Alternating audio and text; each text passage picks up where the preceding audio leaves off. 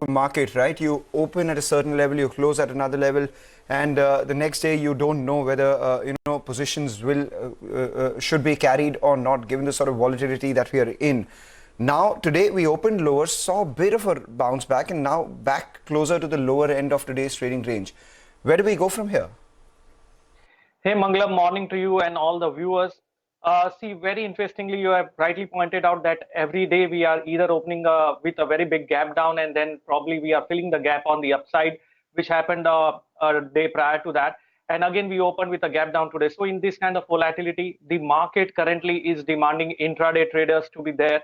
And positional traders, if you are trading, you need to have a brave heart, because if you are able to sustain that 300, 500 points gap down or gap up, you should be able to sustain that with your risk management. Having said that, what is very interesting to see is that on 24th of Feb, the Nifty touched a low of 16,200.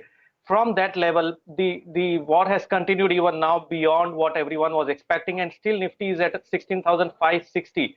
So in a way, that is a positive sign for me, because it is showing resilience. We are still not breaking that low of 16,200 levels, which was made on 24th of February. And that's a resilient sign given the positional overall momentum that we are seeing on the market.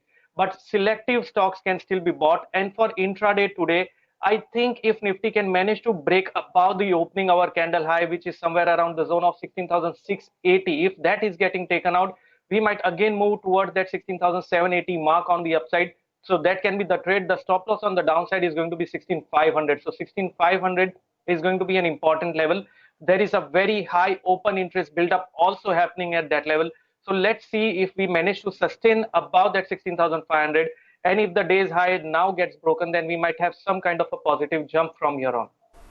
Okay, what about stocks, Ashish? Morning.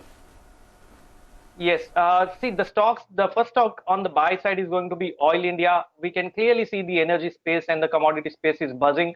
And Oil India has given a very classic breakout from a flat pattern.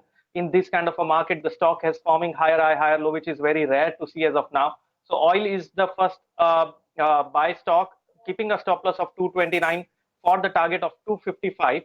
And the next stock on the buy side is going to be Varun Beverages. We can clearly see that post consolidation, this stock has managed to give a positive breakout. It is little defensive, insulated by what is happening around. So I think one can create long positions here in Varun Beverages, keeping a stop loss of 945 for the target of 1055. Okay, yes, definitely it is the entire commodity play which has had a fantastic year-to-date performance as well. Case in point, like Ashish mentioned, Oil India, that stock has given returns of over 20% on a year-to-date basis already.